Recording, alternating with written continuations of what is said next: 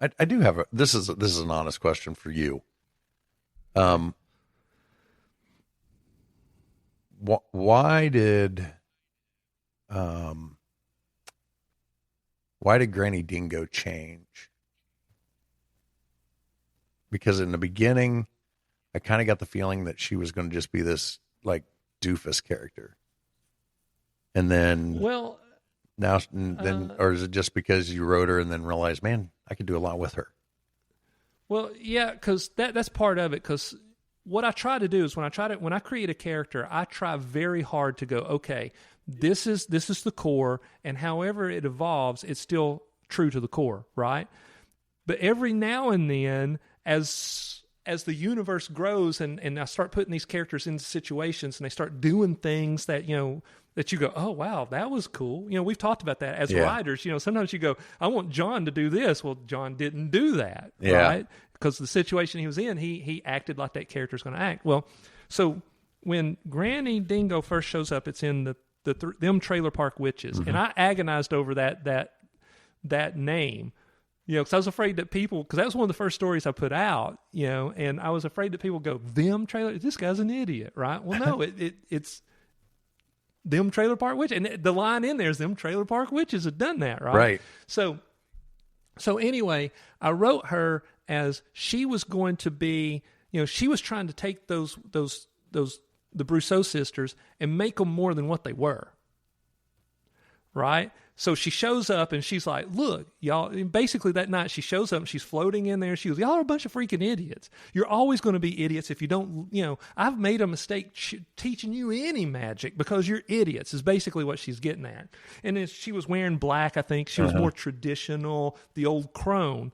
And then there was another story I put her in where she just, I'm tired of I just want to be left alone. And I think in that one I had put her in some slippers, right? Because I thought that was there were two stories where she was just the typical witch, and then she came out in the pink velour tracksuit and slippers. Yep. Right. So here's what happened. I was trying to think, how can I make that everything in Nevermore it can't be normal, right? That's why it took me so long to write vampire stories. I couldn't figure out a different way of approaching a vampire. That's why I've hinted at zombies, right? But this one, the Haunted Junkyard, is the first time you see zombies in Nevermore Hollows because you can't do zombies. They're either fast, they're either slow, they're either kind of smart, or they're dumb, right? Raven had zombies. Say what? Raven had zombies.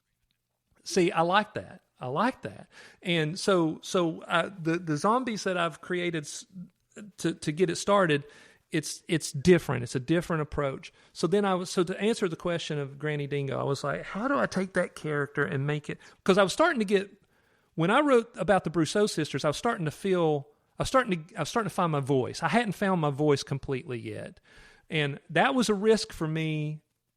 Writing them the way that I wrote them, very, and just totally embracing the trash, right? That was one of the first stories where I'm like, I'm just going to embrace the redneck trash and I'm just going to run with it.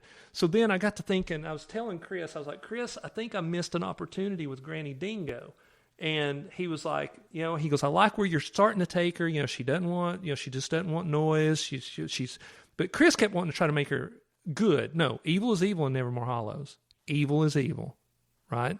So I was like, she's got to be evil, but I'm okay with her helping out for her own self-purposes, right? Hence the line in the last one we saw her, she goes, when in the Drug of the Damned, where the boys are like, wait, you help us all the time. Yeah. And Ivan's like, you read the Bible? And she goes, don't get me wrong. I just want quiet. Right. But basically what she's saying, I will kill you. If I have to kill you, I will kill you. Right. So Chris was like, well, you've been embracing, by this time there was more stories where I was getting bolder in the trash. Okay. He goes, trash her up. And I was like, well, how do I trash her up? And he said, put her in a pink velour suit. I was like, oh my God. So, okay. And that's kind of that's when we tipped over to define her more clearly. Right. So, everything has, in Nevermore Hollows, everything has to be over the top or different and here's the thing, okay? Literally, the Brousseau sisters are my 3 aunts. Literally. When I wrote it, my sister called me up and she goes, "You just wrote about Kitty, Ruthie, and Beth." And I went, "Yes, I did."